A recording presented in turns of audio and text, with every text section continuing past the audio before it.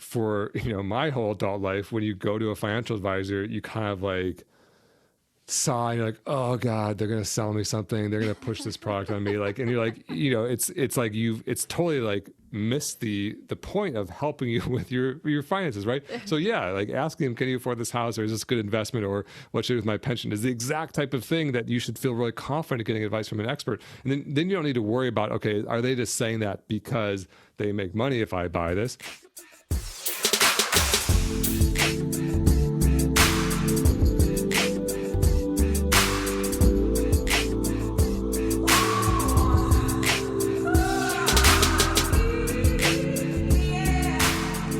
Welcome back to the Tour for This Shit podcast. I'm your host, Angie Sorensen. Welcome. I am so glad that you're here. If you're new to this podcast, this is an interview-based podcast where you'll find a wide range of topics and guests such as doctors, sex workers, women who escape cults, scientists, psychotherapists, divorce lawyers, and so much more, including exonerees as well who were wrongfully convicted. So a lot of different topics. I'm very excited about this series. When a series is live, I publish every other Monday. And this series should go on till the end of October 2024. And actually probably a bit longer. But I will let you know and keep you updated. So today we have Jeremy Schneider, who is back for a second time.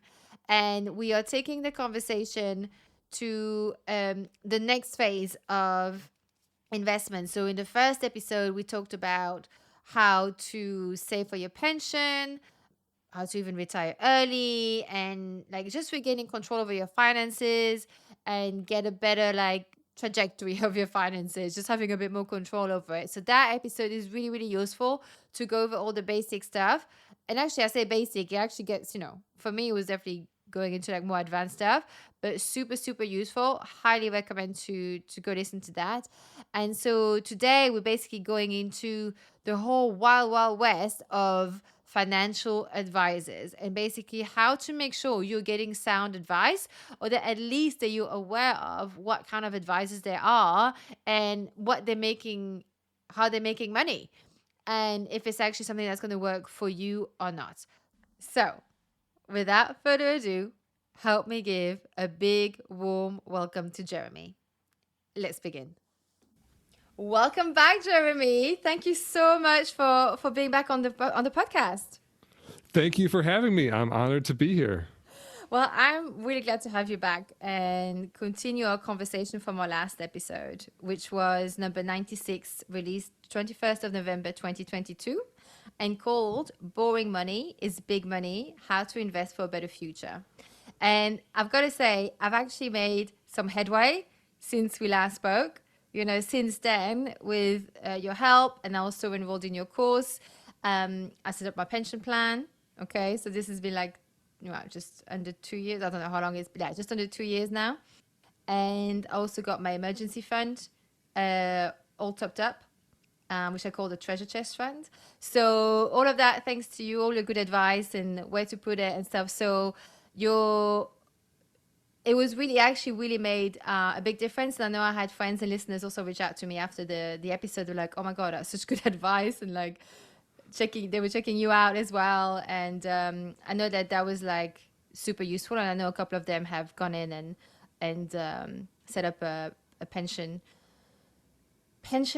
pot through index funds. So big thank you for that, Jeremy, just as a quick side note. That's amazing. Congratulations. Yeah. Those are huge steps. And, it sometimes feels slow when you're building wealth. Like, but like emergency fund, beginning investing, the pension, like paying off debt, whatever it is, just in less than 2 years is huge. So when you fast forward like 10 years or 15 years, the distance you travel is going to be, monumental, when a lot of people just kind of spin their tires for 10 or 15 years. And so congratulations. That's awesome. Yeah, thank you. Yeah, no, I'm excited. So, and like in that episode, like I definitely, like, if anyone hasn't listened to it, and is just joining us on this one today, definitely go back and listen to that, because it's such a really, really good base. We cover, how to save for your pension, how to even retire early, and Jeremy broke it down into bite-sized steps on how to regain control over your finances and redirect your financial trajectory. And just like Jeremy just said now, like you said now, Jeremy, that it feels slow at the beginning. I remember I was just like, even after I mean, I was so glad that, like, that I could just tap into your knowledge and ask you, because it's true, like, it does feel a bit more, like, it feels like a big task, even just to figure out which pot to go for the pension. It feels like it's so unfamiliar, that you really do need, like, someone that you trust, that you can ask, and that you can check the resources and stuff that they've put out there. So yeah, I mean, I'm very, very grateful. And so, Jeremy, before we dive into this episode, please introduce yourself and where you live and what you do. Yeah, my name is Jeremy Schneider. I live in San Diego, California, and I always have trouble saying what I do, but I guess I'm a personal finance educator. I teach people about personal finance and investing, and I'm also an entrepreneur. I have started several companies, and yeah, I retired at 36 years old. I'm now 43, and so I'm kind of doing this as a passion project, second career. I'm financially independent, which means I don't need to work anymore to afford to live for the rest of my life, I think. And I just do this because I love it. I really love helping people with money and personal finance. Yeah, no, and I can tell, because, like, that is why it's so important. You've walked the walk, and you're still walking the walk, and you are passionate, which is like, I mean, I can tell just with all of the stuff that you put out there, your course, having you on the podcast, and those two things are super important, because finance, like, when they teach economy at school, is so dry, and they don't tell about financial literacy. They just tell you about, GPD and whatever it's called in English. I don't know, because I didn't have it in English. But anyway, it was very dry. Anything that had to do with, like, numbers and stuff. So yeah, so this is really important. I want to ask you, Jamie, because for those who've listened to the episode, the last one, let us know, like, what have you been up to since we last spoke in November 2022? Mostly the same. I'm still running Personal Finance Club. I think we have a lot more followers now. I don't know where we were. I think we maybe had a couple 100,000 back then. Now we have 600,000 followers on Instagram. Wow. and on other social media platforms. And I started a new company kind of in response to people asking me the hardest question I kept getting, which was, how do I find a good financial advisor? I started a company with kind of like a different take on how to find a financial advisor. Which is exactly the whole thing we're going to get into today, like the financial advisor, Wild Wild West. Just before we go into that, I just want to just clarify some semantic, and I want to find out with you, like, how you define that, what they mean to you. So I wanted to ask you, like, what's the difference for you between being financially free versus rich, or is it the same? Or is this like a really trashy question because I said rich? Well, exactly. That word rich is just carries so much baggage in society. You think, like, people say rich and there's just images dance in your head of billionaires or, super yachts or fancy cars rolling up or making it rain at the club. And, I don't really think any of that rich is rich. That's all spending. And, there's this great quote by Kurt Vonnegut. He was at some billionaire's party in San Francisco, I think. And, he looked around at, like, all this, like, luxury, and he said, I have something that he'll never have. And his answer was enough. And, I think that's what really rich is. Rich is when you have more than you want, or you're satisfied, because you can look at billionaires and they still look at the next biggest billionaire, or they wish they were doing, and so I think if you are someone who's trying to grow wealth and hoping that there's, like, a pot of gold at the end of the rainbow called rich, you'll never get there. You'll always be chasing more, and you'll never be satisfied, and you'll always feel like you're not rich because someone else is doing better.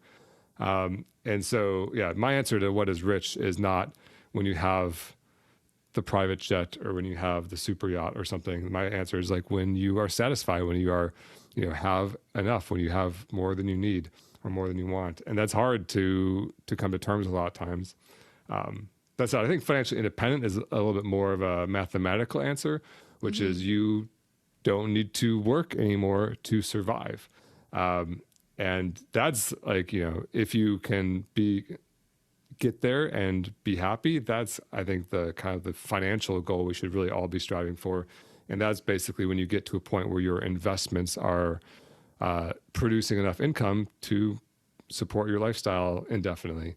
And that's kind of like what I teach people to do. Yeah, and that financial independence number, that's how you retired at 36. And is that what you meant? But when you retired, like, because you reached the financial independence? Yeah, Yeah. my investments were generating more income than my job, and I quit my job. And when I quit my job, my net worth was around 2.8 million or so, and I really haven't had a full-time job. I mean, like whatever retired means, that word also is kind of a loaded word. I definitely work now because I enjoy working, but I'm starting my own companies and working my passion projects and paying myself whatever I want, whatever it is. But yeah, since then my net worth has gone from 2.8 million to right now it's about 5.3 million. So is that doubled? Yeah, it's almost doubled. Yeah. Even though I haven't been working, right? And so it's kind of the infinite money. Yeah, and anything that you do now is extra as well, which actually adds to this, like, of you having more than you need eventually, or were you there now, or that's not for me to say or ask, but it's like once you reach that financial independence, then everything else is extra, and it sort of must alleviate quite a lot of the stress as well. Yeah, I mean, money stress is low for me. I still think about money obviously because I do this for like my living or do it for Yeah. my fun hobby or whatever I do. Yeah, money stress is low, but still there's questions to be answered. Like you don't want to die with too much money, right? Right, right, right. Should I be spending more? Should I? I just read a great book called Die with Zero, and he makes a really compelling argument that basically is don't wait too long to spend your money because a lot of us who are savers kind of keep trying to grow with this, kind of hazy idea of one day it will pay off. And then one day comes and you're 70 and then you die and you don't need any of it. And you kind of like miss the opportunity to go on those, like get those experiences or do those generous things or give money while you're still alive. And so, yeah, I don't want to fall victim to that either where I, don't use my money as the tool that it is and just watch it accumulate in a bank account. Do you know, actually, I'm even gonna add to that, because I can hear like my thoughts, or it's probably just my voice in my head, but it's like people could say like, oh yeah, but what about making sure you have something for your children or whoever is like down the line from you, or like an organization that you want to contribute to and stuff. And here's what I'm gonna say: let's say if you haven't got your affairs in order, that money, if you haven't, make sure that things are going to pass on to the places or the people that you want it to, people are going to fight over it, or the state is going to take money that you already paid taxes on. And so, that's going to go. But also, I don't know if that's the same in the US, Jeremy. I mean, just tell me this. If you are, like in some countries, so let's say if I wanted to the whatever money I have when I pass over, let's say if I wanted it to go to some distant cousin, right, who's like, or distant nephew or something, so I don't have children, right, but let's say like some family members, if they receive it after I pass, they have to pay an inheritance tax, right? Whereas if I give it to them when I'm alive, let's say if I buy them a house or if I give them the money, is less tax or well, I don't know if there's any, how that works. Do you know that? I do. Whenever anyone asks me a tax question, I feel like I need to immediately say it depends because taxes are complex. But the general rule on the inheritance tax in the U.S. is that they actually combined the gifts and inheritance into one kind of lifetime exemption under which you don't pay tax. And so you can give a certain amount of money either while you're alive or after your death to anyone, and you don't pay tax on that. And that number, a lot of people assume that number is like 100,000 or 500,000. They think they're going to get, this looming estate tax everyone is afraid of, this death tax. But the number right now is over $12 million for a single person, or I think it's over $25 million as a married couple. And so you can Wow. give That's a lot. millions of dollars away. And, so you could if you give someone $1 million gift when you're 60, then you still have $11 million left to give during your life Wow. or death that's not taxed. Ah, And so, yeah, I in think the it's US, different. I think it's different in different countries because I definitely know. I mean, I've got a friend. He's from Ireland. He's both his parents passed, and I know there was inheritance tax, and I'm pretty sure it's not in the millions what he got. It will be well, I don't know how much he got, but it wouldn't be that kind of amount. yeah, I mean, the U.S. is still very capitalistic in their taxes and laws, and Mm. and frankly, they favor rich people, and from my perspective, and so it wouldn't surprise me if other countries, especially in Europe, have lower barriers for that Yeah. tax-free inheritance. Which, frankly, I think is probably the right thing to do from a societal perspective. Like, if there's any time to tax people, it's like let's tax people upon their death and give newborn babies the best shot at like good education and things like that, rather than just keeping wealth in like the silos of these families. But that's way more political than I Yeah, usually that's get. definitely a political question. Well, because I mean, I think as if the money that I've earned, I've already paid taxes on. If I would want it to be able to gift it to, let's say, a distant nephew or an organization that I really want to support. I wouldn't want them to be taxed on money that I've already been taxed. But again, that's like super political. Let's not get into, that's not the point of the Yeah. whole thing. But actually, I had like two little funny things. One is because based on our last conversation, are you now ordering the avocado toast or the extra avocado? Because I know you mentioned that Sorry, last I missed time. what you said. So last time you were like, because we were talking about spending, Yeah. and you mentioned about how you for a while you were being very conservative with, let's say, like with your food order in the restaurant. You were being financially responsible, and so you were not always like ordering like the side of avocado or getting Okay. the avocado toast. And I told you at the time, if I remember correctly, because I didn't listen to it back, but I remembered it just now. At the time, I said, I think you can order the avocado. I think you can afford it. Are you getting the avocado now? Yes. Well, when you said Okay. avocado, I was like, did she just say avocado? I'm like, what does that do thing? Yeah, I think my spending is, I'm doing better. Yeah. Because I made a lot of my wealth at once when I sold a company at 34 and invested that money, then retired at 36.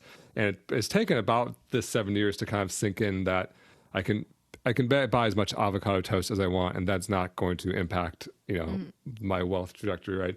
And so Yeah. things like food and travel, I basically don't pinch pennies on at all. It's hard to not look at prices or whatever, and I still do because I don't like feeling ripped off or whatever. And Yeah. I don't fly first class. I bought like one first class ticket ever. I didn't like it. I mean, I liked it, but I just felt like it was too expensive for what it was worth or whatever. But yeah, I'm spending better. But yeah, that general challenge of using money as a tool to maximize your experiences while while your body can still enjoy them is something I think we all should think about. Yeah, exactly. Because otherwise, you're gonna pass, and you'll have all that money in the bank account that you can't take with you. Yeah. Yeah. And then the last thing, before we get into the financial advisors, I'm just going to go and get, because I printed off, this was a graphic from your Instagram that you posted, and I read it. I think it was on my way to work, and it really like, it was like, I need to like print this and have this in my, like in front of me, like every day. And now, because I set up my desk for recording, I put the thing away. So let me just go and get it. I want to read it out because it's going to help sort of put a context as to why we're talking about finances and everything. Bear me just one Okay. second.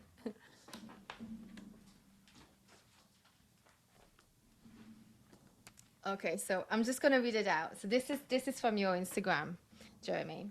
So the post is, I don't know if you would remember this, but it's called Reasons to Invest. So money buys more than things. It buys time and freedom. And then you have listed 1, 2, 3, 4, 5, 6, 7, 8, 9 items, and they're really good. So reasons to invest. 1, never have to. Sorry. Never have to, just laughing because I've had a day at work, so this is quite funny. Never have to deal with your toxic boss again. Have the capacity to pursue your passion projects. See the sunlight on a weekday.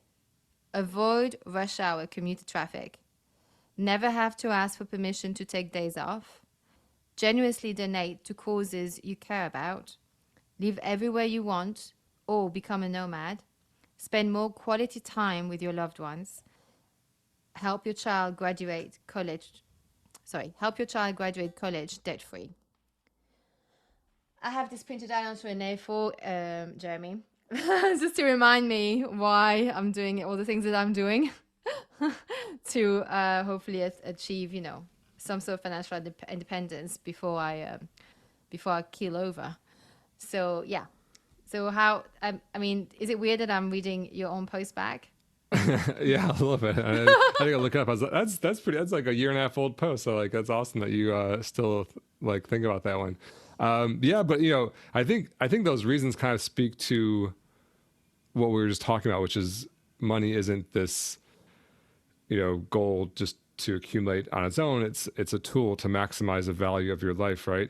And investing is a way to build your wealth to maximize the value of your life. Seeing the sunlight on a weekday and things that make life better, rather than because I think what a lot of people do is fall into this like income and expense trap where they think, okay, I just need to make more money and work harder to buy more things. And then you have to work, then you end up driving a car you can't afford to a job that you hate to pay for the car you can't afford.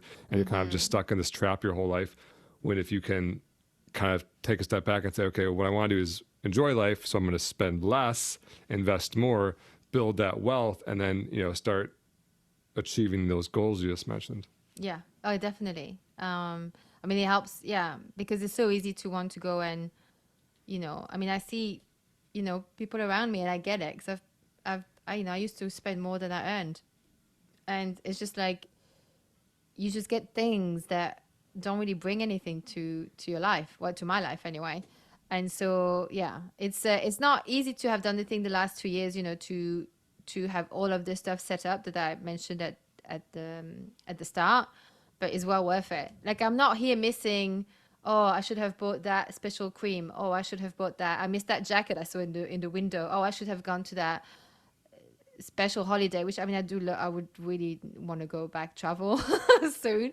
But it's just like I have to think of the long term and not having such a short term view over finances. So here's the thing. When we want to try and get our finances in order and we want to get some help, the first thing, one of the first things that we do is we Google financial advisor. I remember I went to see one many, many years ago. And I want to ask you, because obviously you do the Nectarine stuff. You have Nectarine, is your company. So would you define, like, first of all, what's a financial advisor? What should we go to one for? That was a good question. And yeah, like I said, when I've been doing personal finance education for the last 5.5 years, the question I would get asked most often that I couldn't answer is, like, how do I find a good financial advisor?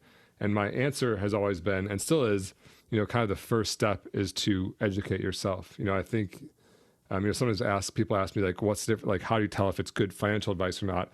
And, there's no way to possibly know that if you don't really know, you haven't learned yourself, right? It's like, how do I know if the mechanic is giving good advice? I'm like, well, you got to know something about engines. Otherwise, you just kind of have to trust what they're saying, right? Yeah. And so I do think a little bit of education is always the first step, because otherwise you're kind of flying blind.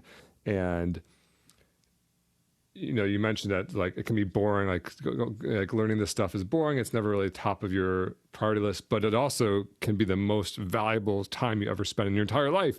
If it takes you a few hours to learn about personal finance and investing, and it makes you $2 million over the course of your, work career, that's like really valuable time spent, right? So even though it's not a pressing issue, it's not something that needs to get done this week. Those types of important but not urgent things are really, really important that you make time for. You kind of block the time out. So I'd say first thing to do is make sure you learn on your own. If you still want to talk to a financial advisor, talk to an expert to have them check your work or whatever, I think it's really important to kind of understand the different types of financial advisors out there. I wish I could say, everyone go to Bill. Bill's great. That would be great if you have a referral. But if you don't know how they make money, their business model, that's like kind of your best insight into, is this person working in my best interest? So you mean, like, are they making money from the fee that you pay them, or if they're making money off the different products they are recommending you, like an affiliate, basically, like a commission. Exactly. And so there's basically four major business models out there. And it's, if you know them and know what to ask, I think it's pretty easy to understand them. And I'll give them to you from worst to best order. Because the worse they are, the more common they are, unfortunately. And so the worst business model, number one, is the life insurance salesman business model.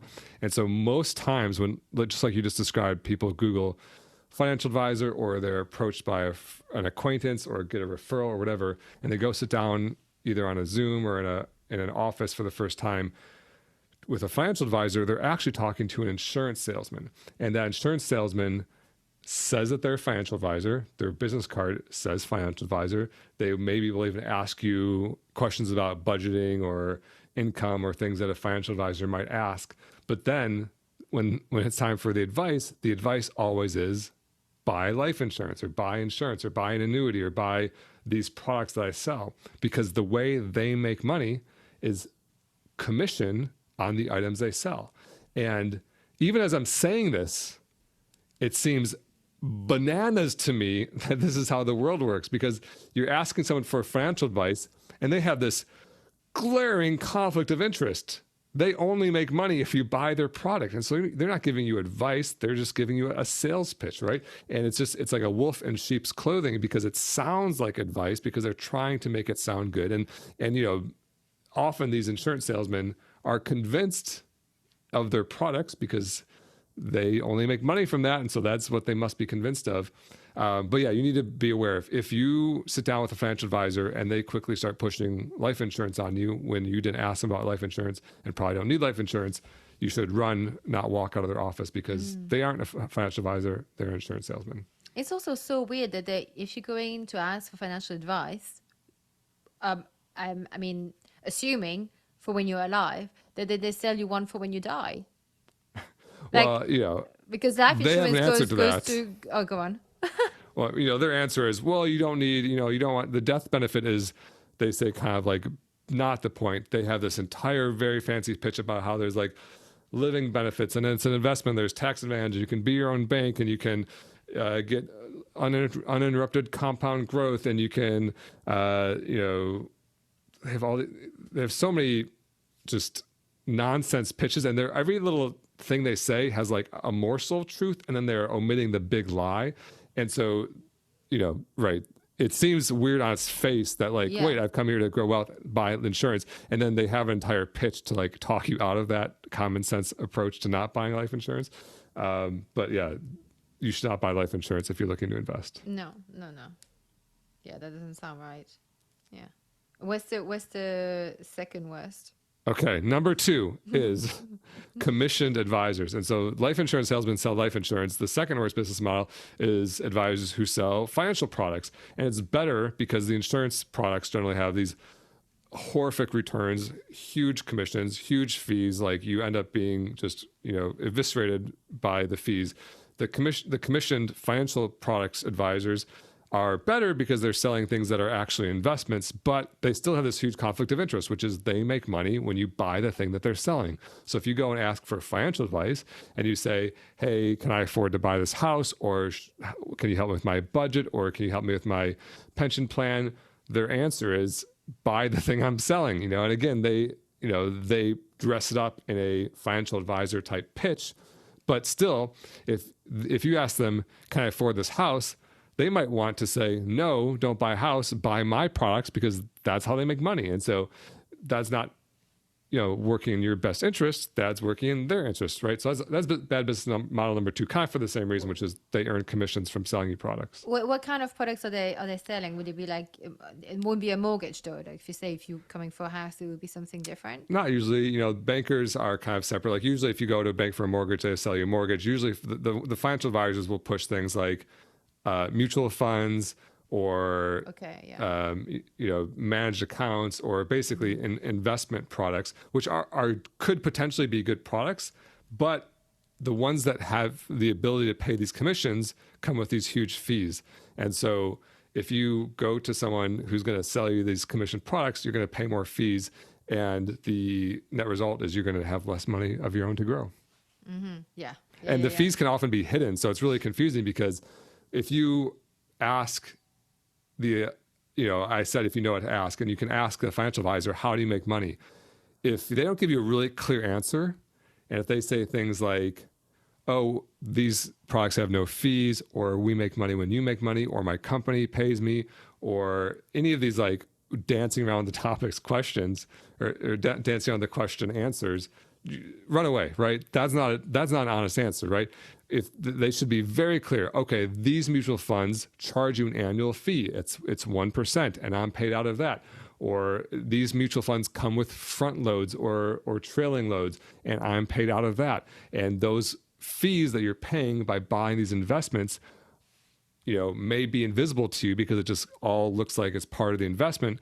But if the financial advisor isn't explicitly clear and you're not confident in their answer and you can't verify their answer, run away because they're lying and they do lie. I see emails forwarded to me all the time written in black and white where someone says, how do you get paid? How do you make money? How am I paying for this service that you're providing? And they lie and they say that there's no fees and they say that you're not paying for it. But clearly you are because someone has to be paying for it because they're not a volunteer.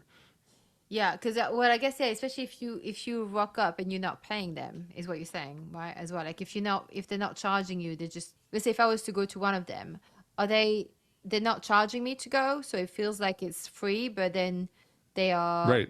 They don't charge you to go. So the way it works is you'd walk into an office and say, oh, I'd like financial advice, and they say, great, sit down, okay.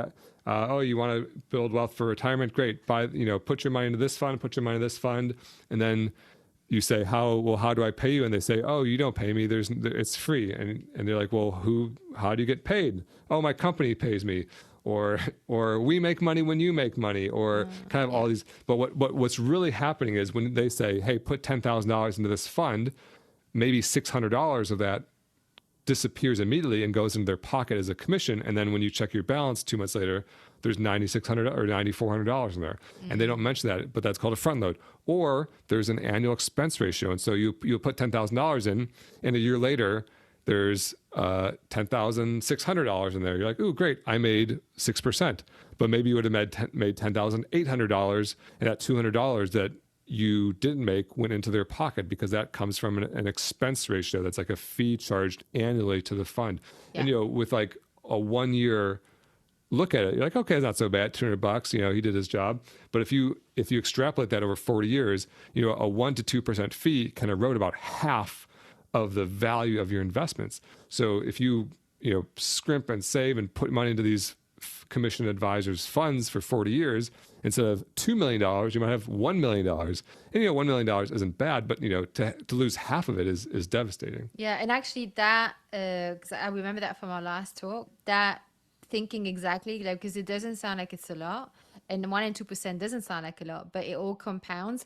And if you haven't listened to the first, it sounds like I'm a salesman now, but if you haven't listened to the first episode, that's actually crucial information to understand, because I would not even have glanced at that either. But once you show, it may be in the episode or it may be in your course. I know you definitely mentioned it in your course, so maybe it's like, check out the course, but there's actually a graph showing exactly like why that actually accumulates, and you go, whoa, that's a lot of money. So yeah. Anyway, and it's invisible to you, right? It's dangerous it doesn't feel like from now, because we think we all have a short-term view. Well, not all, sorry. Let me just rephrase that. We all have, I keep saying all, but I didn't know how to understand what long-term was when it comes to finance. Because like you say, 1%, you're like, But once you understand how it compounds, you go, whoa, shit. Same thing with with return. When you return an investment, it doesn't sound like a lot, but all of a sudden things start to add up. And it's right. Nice. Yeah. It adds up. It compounds to a lot, and it's dangerous because it's often invisible to the consumer, right? So if you went in and put money into a commission advisor's products that he recommends, and there's a 2% fee between the loads and the expense ratios or whatever there is, and then a few decades later you've got $1 million, you'd be like, hey, great, I got $1 million. He did right by me, and that's partially true, right? Because I said it's less bad than the insurance salesman, but what you're not seeing is the $1 million that you didn't make. It could have been $2 million, right? Because of the devastating and silent impact of those fees that just quietly being taken out of the share price that you just see in your statement. You don't even see as a separate line item, right? And so sometimes people look at their statement like, oh, great, I'm not being charged any fees. But what they don't see is the value of their investments is growing slower because the fee is being drained like quietly out of the back end, which you can't see. So that's why it's important to know how the advisors are getting paid. Mm-hmm. Yeah, thank you for that. What's the third one? So the third bad business model, which is now getting to be better, is called an assets under management advisor. These are also called fee-only advisors, and fee-only means they don't get a commission if they sell you any products. And so the commissioned advisors have this massive conflict of interest, which is they're trying to push you into whatever they happen to sell or what their company sells. The fee-only advisors these assets under management advisors don't care what you buy. You could buy mutual fund A or mutual fund B or an ETF or an index fund or whatever it is. They can basically put you wherever they think is best, which is dramatically better than the two previous business models. The problem is they charge that same kind of percent of assets under management.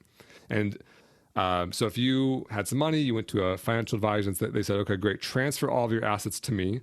I will honestly do my best with them. I'll put them in the funds, I'll do whatever, and then I'll just take my little 1% per year, whatever it is. The problem with this model is kind of a couple of things. One is that these advisors don't really talk to you unless you have at least like $250,000 or $500,000, because the 1% doesn't add up to enough for them to kind of do business with you. Two, they have this like kind of very glaring incentive to just manage your money, right? Again, if you ask them the question, can I afford this house? They have an incentive to say no, put it into my account, because then I get a percent of it, where if I tell you to buy the house, then I'm basically losing money. So that's this conflict of interest. And then they also might have some weird investing incentives, right? They might say, hey, I'm going to put you in things that are going to cause you to not lose you as a customer, not put you in the best thing, right? So kind of all their incentives are wrapped around maintaining you as an assets under management customer, not giving you advice, and not really giving you any advice that's not investing advice, right? Their only business is to manage these monies, manage the money in the fund, not help you with budgeting or telling you if you can afford a house or look at your insurance needs. And a lot of them do that stuff. And, to be fair, a lot of the people who do this are good people. And my critique, sometimes I hear from financial advisors who feel attacked. And like, my critique isn't of those people. I think those people have the best intentions. Like, they go into financial advising because they want to help people with money, but their business model is such that they only make money when they're managing your money and investments. And so that's kind of what they end up focusing on, which isn't doing the best by the individual consumer. Yeah. And I guess it's like the transparency, right? Because at the end of the day, we all need to earn money. And so, but it's more like if they said, look, you can come with me and, if I make you $1 million, and let's say, you mentioned the example of $1 million, over time, it's going to mean 1 million for me too. And so that's 1 million, that's not in your pocket. But if you're happy to do it all on your own and get education somewhere else, although I doubt they would say that, right? But I guess it's one of those things where for some people, they don't want to deal with it. And so for them, that's perfect and they wouldn't care. But I guess it's like the transparency issue. Like you're like, oh, you feel like it's good. And it's better than nothing, all right? Obviously, a million, for example, that would be great, right? It's better than not having it. From what I can hear from you is like what's really bugging you is that it's not transparent. They pretend it's not transparent, or they don't realize it's not being transparent because they're so used to being in the industry. Right. Yeah. And, I was going from worst to best. And so those assets under management advisors, generally speaking, are pretty good. And I think they are transparent in terms of they tell you what it costs. They say it's 1% per year, and but what it means, that's not right. They're not exactly the implication. That's what I mean by the transparency is like 1%. Yeah, totally. But what does it mean?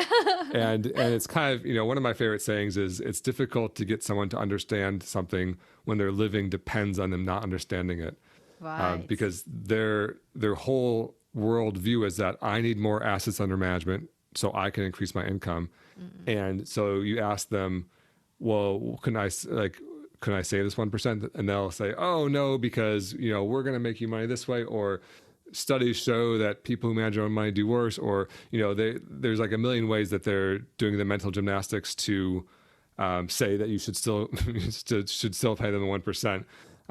But the simple math says no, of course you shouldn't. And yeah, are there people like if you're going to go burn all your money on hookers or blow, or you're going to give it to a financial advisor who charges 1%? The 1% guy is going to do better by you, right? That's a much better decision than spending it on drugs. Yeah. But that's kind of like a red herring argument. Of course, there's worse things you could do with your money, but as a financial educator, I don't care what you do with your money because I don't get commissions on anything. I want you to do what's best with your money. And so I won't scare you away like, oh, you use scare tactics to say you must pay someone 1% because there's worse things that you could do. I'm like, no, I would rather you be educated and do the best thing you can do. And that's also where financial literacy comes in, right? Totally, right? Because otherwise you don't know. What can I just ask before we go to the last one, number 4?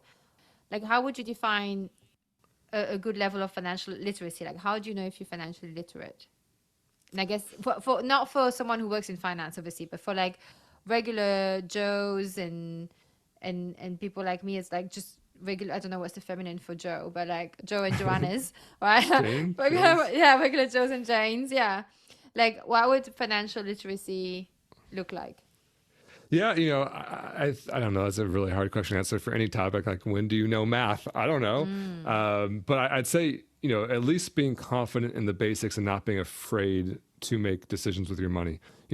Things like debt, mortgages, investing, saving, budgeting, the basics of your financial world, you should have a pretty confident handle over. And if you don't, these are scary topics too, you don't understand them, or there's anxiety in your life, or there's fear in your life around money, then I think that it's scary because people who have fear and anxiety around money want to avoid it. But the answer isn't avoiding it. The answer is kind of moving towards it and saying, okay, I'm going to go learn about this thing that scares me. And once you do, it becomes less scary. Like, okay, investing isn't that scary. Getting out of debt isn't that scary. Learning how to budget isn't that scary. And so that's what I'd say is you need to, if there's fear or anxiety in your life around money, then you should seek to better understand it so you can avoid that fear. After you came on the podcast, when I first looked at, and I had to become really familiar with the numbers, and I had to it's like dating your finances. It's really just getting to know, like, okay, how much do I have? How much do I have coming in? What debt do I have to pay off? What do I need? Like, how much money do I need to get to have a good pension? All of this stuff, like, is really, really uncomfortable. And it's harder at the beginning. That's from my experience. So it may be different for someone else, but like, I can definitely say like it's worth it because now there's not that panic. That's great. Yeah. Even if I don't have all the money that I want, because obviously then I wouldn't be in my day job, but it's more like, I know I'm building something, like, and it's okay to not have as much because whatever I've got has been put away to somewhere good. Yeah. And I think some people think, like you said, I don't have enough.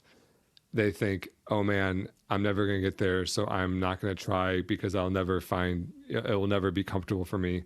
But I think there's a lot of comfort in knowing where you're at, and there's even more comfort in progress. And so, yeah, for sure, most of us aren't at the financial independence place right now where we never need to work again and can live off our investments. But if you are making progress, like, ooh, I'm going to pay off my debt in 2 years, that's a really comforting position rather than I'm never going to pay off my debt. I'm going to die with it, right? And so if you can stay in the head and say, okay, I'm going to, decrease my expenses, pick up a side hustle, start throwing tons of money at this debt. And then 2 months later, you're like, wow, I made 2 big payments on that. I'm going to be out of this thing in 20 months. That's incredible. And then when you get out of that in 20 months and you can take those debt payments you were making and starting investing, you're like, okay, wow, now in 10 years, I'm going to have $500,000, And so I get, even like your story of just like over the last 2 years of progress you've made. I hear stories like about that all the time of people that I've worked with who they cross their first 100,000, they cross the million, they pay off the debt, whatever it is. And all along you feel better about it starting immediately than you did when you were scared about it all the time. Yeah, for sure. And it's like, it also, for me, it helps me prioritize what I'm going to spend money on. So I have a laundry, it's not actually a laundry list, I'm exaggerating.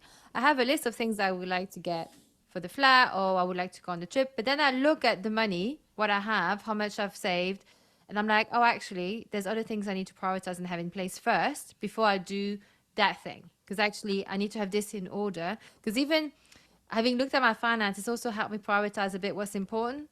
So, things like driving license, for example, is more important than go and spend 4 grand on a 3-week holiday in Southeast Asia, right? Like, there's things like that. Like, you just kind of go, no, actually, like all of a sudden things just like take a different look. Yeah.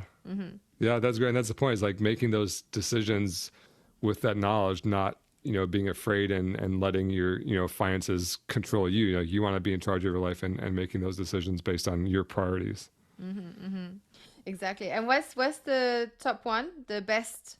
All right. The fourth worst business model, or what I like to call the number one best business model for finding a financial advisor, is what's called advice only.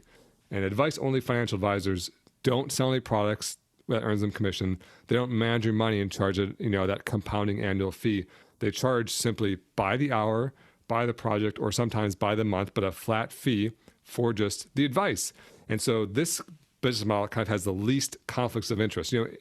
Anything might potentially have a conflict of interest. Like, for example, you could say their interest is to keep giving you more advice, for sure. But as a consumer, that's a very clear conflict, right? Like, of course, that when you pay them, they're going to get paid, right?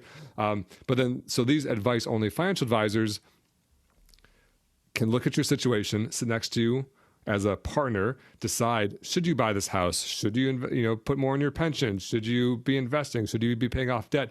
And none of those other conflicts we talked about are present. They're not getting a commission if you choose to buy insurance. They're not losing out on assets under management if you decide to buy a house.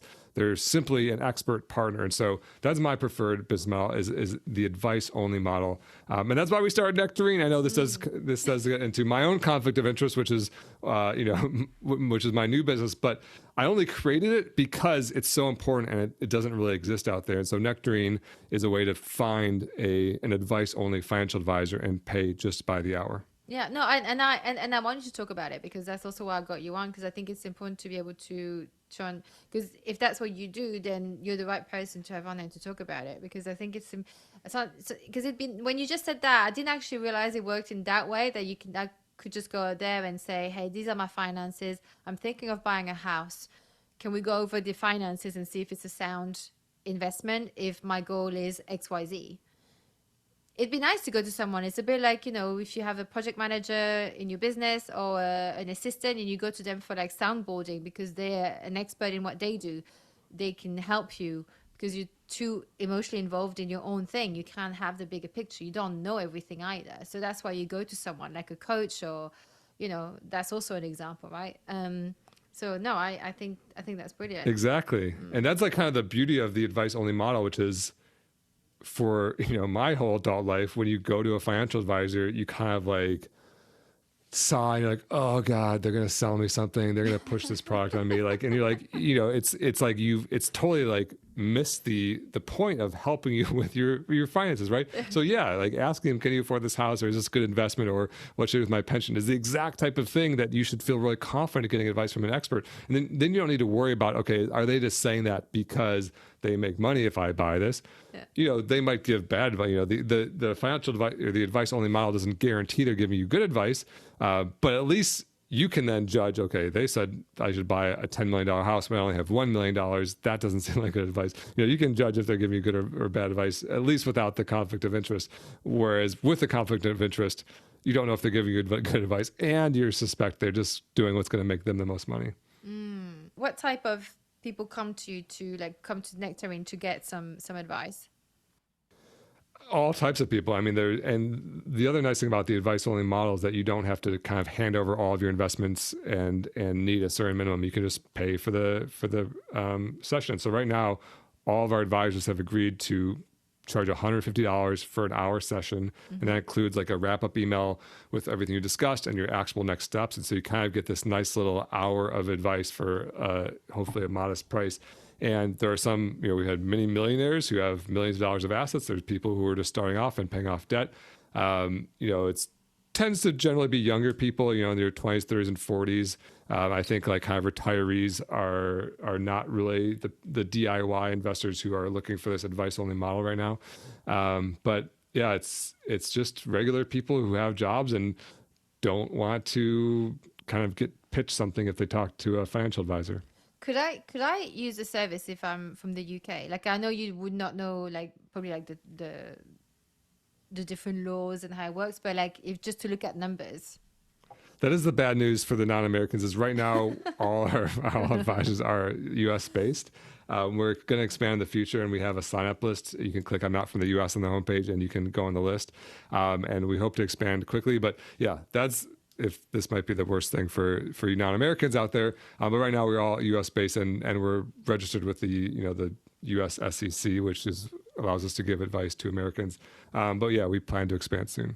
But if I brought the information and say, like, to have a look at, like, looking at, so then, for example, like buying a house, or saving for a deposit or different things, like just to get like advice, okay, so these are the numbers. What is it that I'm not looking at? Like, is this, crazy for me to do? Should I look at something else? Like, that'd be a great question for a Nectarine advisor, but we're only kind of registered for regulatory reasons to serve U.S. yes. residents. Yeah. And so, financial advice is something that's like tightly regulated in the U.S. And so you can't just go start, open up a hot dog stand and then take people's money and tell them what to invest in. That's regulated because we want to avoid another like Bernie Sanders type situation, which obviously slipped through the cracks, but it was very famously so. Wait, who did I say? Bernie Sanders? I meant Bernie Madoff. Sorry, Bernie Sanders. The Madoff scheme. Yeah. Yeah. Old white guys, named Bernie. There's a lot of things in common. Yeah, Bernie Madoff, who, man, have I made that mistake before? Hopefully not. Bernie Madoff, who stole people's money. So yeah, we are totally regulated, which means we can't just give, willy-nilly financial advice to anyone. But hoping to expand soon so we can cover Europe and everywhere else. No, that's all. I appreciate you being honest. So that's really good. You're not there going, yeah, everyone can just join and get advice and we don't care about, the consequences. Yeah, so, I prefer not to have the FBI show up and put me in handcuffs for you don't selling want illegal foreign. Actually, I honestly don't even think the SEC, I hesitate to like commit to this, but I don't think the SEC really cares if we give financial advice to non-Americans because that's not their, that's not their area of regulation. But right now, yeah, we're just serving Americans because that's where we are licensed to do so. And so could I ask sort of like a more of a general question? Yeah. Now it's about 5% to get a mortgage here in the UK. And you think, oh, it's 5%.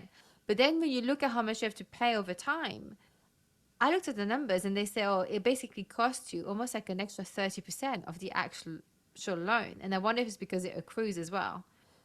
And it's not just like 5%. As if you loan for 100,000, you're not paying 5% of 100,000. It's actually accruing or something, which is, it looks like daylight robbery. I don't know if that's the same in the US. It is. Yeah. I think it's even worse than 30%. I think like way worse. I think if you got a 5% mortgage over a 30-year period, you'd be paying almost double what the price of the home. Yeah. When I looked at that, I was like, oh, I'm not giving them that money. Like it was 100,000 over 15 years.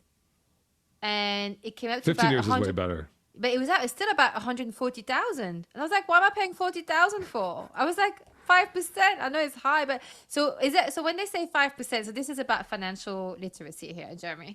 Like what, so is it a bit like when we say, why is 5% so much? Why is it almost like half of the original investment? Like, is it because it's accrued interest? It's 5% per year. Yeah. And yeah, it's not a flat interest of the starting amount. It's the interest of the current balance. And so it compounds over time too. It's compounding interest. And it's just kind of the way the math works out because you're paying 5% per year. And so if you took out $100,000 loan, your first payment might be $1,000. And if you look at where that's going, like $900 of it is going to interest and only $100 is going to the principal, like actually paying down your loan. So after the first loan payment, your loan amount would go from $100,000 to $99,000 and went from $100,000 to $99,900. I mean, that's kind of Yeah. getting a little bit confusing numbers because they're all nines and hundreds. But yeah, the math is really bad. So, the statistic you're talking about is called total interest paid. You hear this 5% number, and again, it sounds kind of small. You're like, oh, okay, that's not going to cost so much. But the total interest paid over the life of the loan can be huge. And you mentioned a 15-year loan. In the U.S., kind of standard is a 30-year loan. 15 is way better. It's way lower. Whereas in a 30-year loan, it just balloons like crazy. And so you end up paying double what you were planning for the house. Definitely something to be aware of. That's the reality of the math of borrowing money. Do you know what? I don't even know if people realize that when they sell their house, because obviously they sell their house and they made some profit, right? So they said they bought it for, just to round it up, so they bought it for 300,000 and then they sold it for 400,000, and you go, oh, you made 100,000 profit, obviously minus the duty stamp and whatever, like all the legal stuff you have to pay, and you go, okay, maybe they made 50 grand or 60 grand, but actually, I mean, it just depends how much they've paid off, right? You have to do the math. Like, I'm really bad at explaining this because obviously that's not my area. You're exactly right. I have a post on this exact thing, which is just what you described. Someone buys a house for 300,000, sells it for 400,000. They said, hey, I profited 100,000, but they're not counting the mortgage principal they already paid, the mortgage interest they paid, the property tax they paid every year, the maintenance they paid, the upgrades they paid, the insurance they paid. And so there's huge amounts of expenses in addition to the mortgage interest. And so most of the time you lose money, even if the home sale goes up, and it feels like you make money in the moment, but you actually lost money. And so of course you got somewhere to live. And so there's the benefit of that. But I think a lot of people have, if you've never invested, it's the first time it feels like an investment because you're kind of forced to make these payments every single month against the mortgage. And then you get some of that back when you sell it. And so you're like, ooh, this was great. But again, you're kind of missing what could have happened if you were investing outside of your home, which doesn't have all those associated expenses. And so you're absolutely right. When people say I made $100,000, that is flatly wrong. They usually lost a bunch of money, but they just kind of are getting back like a partial refund of what they already put into it when they sell the house. I think I've got a friend, I think she's super savvy. She was not financially literate, but she had a really, really rough childhood. So she had all the odds against her, but she got a job. She's an assistant as well, just like me. And she's been really, really wise with her money. She bought a house, but what she's done is she's got 3 bedrooms. She's by herself, right? And she rents out the other 2 bedrooms. The other 2 bedrooms pays for her mortgage. So she's not paying any money for the mortgage. She pays the bills, but obviously that only lasts as long as she keeps renting it, right? But she's basically made money, she says. I haven't looked at the math, but I think it works if you can rent out, if you can have lodgers basically, right? Or tenants, then that helps. But that also means you're not there by yourself and it's just your home, right? But yeah, no, totally. That makes a massive difference. And I think a lot of people, when I talk about real estate, people get really emotional for some reason. They lose their minds, but there's a massive difference between your primary home and investment real estate. And so, and she's we call that house hacking, or like you said, renting out some rooms, where she's kind of blended those two. It's her primary home and it's investment real estate. And, an investment that pays you nothing and investment that pays you something is the world of difference, right? Yes. And so investment real estate can be fantastic if you buy a property and you put renters in there and they pay you rent, whether you're living there or not. That can dramatically change the math, even if you're paying that, there's the cost of the mortgage and the cost of the maintenance, all that stuff.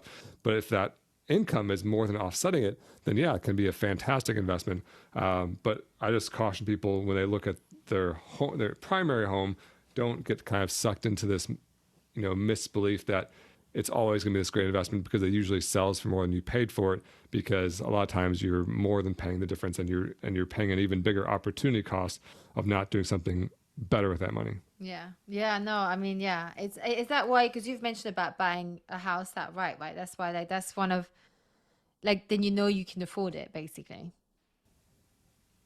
Say that again. That's why I think when we last spoke, you mentioned about. I mean, I don't know if it's when we last spoke or because I've watched your course and obviously I consume your Instagram. But you mentioned about buying a property outright to live in, right? Which is, I know that's what you've done for yourself, right? So that's a property that you can afford because you don't have to pay back that mortgage. Yeah. I mean, that's an unusual thing to do, is being able to buy a home in cash without a mortgage. And if you can, that's great. But that's not necessarily better. You know, a lot of people, even today, literally today, I posted, hey, like, you know, my home has appreciated in value, the estimated value of my home by $100,000. And these, you know, the real estate guys in the comments were like, see, real estate's great. But had I not put that money into the home and had I been renting and investing that large chunk of money instead, I wouldn't have appreciated by 100,000. It would have appreciated by like 300,000, right? So there's just, you know, there's trade-offs. And usually your primary home is not a very good investment financially. Is it a good investment for your experience, for your kids, for your quality of life, for what you want out of life? Yeah, maybe, which is what you've got to decide when you're spending that money. But just don't fall in this trap that buying a home, whether or not using a mortgage, is always a great financial move, because it's not. It might be the right move still, but it's not a great financial move. Yeah. Yeah. No, that's really, yeah, it's such an important thing to know, especially some countries. I know here in England, they like really push, like, you know, everyone's like, buy, you know, it's a thing here. People just buy. It's not all countries are like that, you know. Some countries are like, no, they always rent, you know, it's like a cultural thing. So, Jeremy, thank you so much for today. I want to ask you the final two questions I ask all of my guests. Now, I don't remember what you said last time, but I can find it after this. Uh, but it'd be interesting to see if it's different or the same. But what life lesson do you wish you'd learned sooner? I don't remember what I said before either. And maybe I should have studied for it knowing that I was coming. Um, Maybe my answer now is more along the lines of the die with zero philosophy, which is money is a tool. And, you know, I think there are people on both sides of the spectrum. Some people who spend too much and are afraid and have anxiety and panic. And there are people who save too much and miss out on using money as a tool to have a better life. And, you know, it's not just a numbers game to die with the most. It's meant to be spent and grown and enjoyed and used. And so I think that's, and hopefully you know, I look in the mirror and I'm 43 years old now, and I think I still have some decades of health in front of me. So I'm hoping Yeah. I didn't learn that lesson too late and can still and spend and enjoy some of it.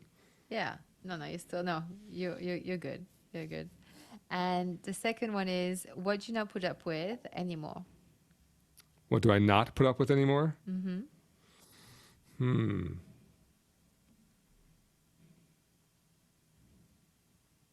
I think I'm putting up a lot less with people who are mean to me on the internet. Oh, people are mean to you I, on the internet? every day. Oh yeah, Every day but people that's call me. social media. Social media. Totally. There's so many assholes. People, It's the it's worst. yeah. I mean, it's free. It's free to run your mouth and clicking on the keyboard behind the screen. I mean, it's very brave, but anyone can run their mouth. You know, there's some Right. assholes out there. Yeah. Yeah. And I just, you know, I'm just like, whatever, dude. This is my page. You know, these clowns who are broke in their basement calling me names and stuff. I'm like, all right. Well, exactly. Well, you just said it right there. They're in the basement. You ain't. You're by the beach. And there's, do you know what I mean? And the other thing is too is like it to me is crazy. To me, it'd be like going to an Italian restaurant and leaving disappointed that they did not have any like foie gras, and then me going on like leaving them a 1-star review because how dare they not be serving foie gras, because foie gras is my favorite dish. Like that makes no sense. It's like if the internet is wide, they can go on to a million other pages on Instagram, you know, so there's just a sport for them. They're just, you know, they're just bored. So it is, Yeah. I really do think it's kind of like a big problem with, you know, humanity right now is the internet is just so easy to like be mean to each other and get super radicalized and polarized and all that stuff, when if you just go out in real life, that doesn't happen, you know. You kind of like see people as humans, not people as like these things you should attack because you don't like their idea or something. Yeah. So, And you're but not I'm gonna supposed put up to. with it less. Sorry, go on. But I'm gonna put up with it less. Yeah, and you know what? I'm really glad that you haven't let it stop you, because I need that page, because I like to be printing those A4s so that I can look at reasons to invest in different things. It's been really, really useful. And you know, we're not all for everybody. Like, not everyone's supposed to like us. And I don't know why people are doing like a big song and dance about it and sending you messages. I think it's ridiculous. But that's just how it is. And that's their path. It's just crazy. It's crazy to me. I'm sorry to hear that people are doing that to you. Oh, it's okay. It doesn't really get to me. And it is, I'm asking for it in that I've decided to publicly put myself out there. I could just not have an account and live my quiet little life at my house. But but still, it's hard sometimes. People are super mean, but I'm going to let it get to me less. Yeah. Yeah, no, I mean, people are mean, and especially at your level, because when you grow, there's more exposure.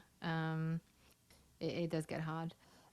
So before you tell us where we can find you, how we can find Nectarine, how we can get on your courses, all of those things, is there anything else that you'd like to share with us that I didn't give you an opportunity to? I guess I should mention Nectarine is at hellonectarine.com. That's how you find it. If you are in the US, if you're not in the US, coming soon, you can still go there and you can sign up for our wait list. And we hope we serve your company or your country soon. Is there anything, like, anywhere else you want people to find you? Or if you want all the financial education stuff, is at Personal Finance Club on Instagram or personalfinanceclub.com. And so you mentioned the course a couple times. It's $99 if you want to learn how to invest. That kind of really makes sense for anyone in the world, but there's about 25% of it that kind of talks about US-based taxes and accounts. And so that's usually not too hard to translate to your own country, or you can just skip it if you want. But yeah, that's all at personalfinanceclub.com. Thank you so much, Jeremy. Honestly, like, I'm so glad that I've come across you. I think it was online actually that I found you. I'm really, really glad, because it has changed. It has done a lot for me. And the way you explain finances has, like, it just, for me, like, it landed in my head. It was like you make it very easy to understand.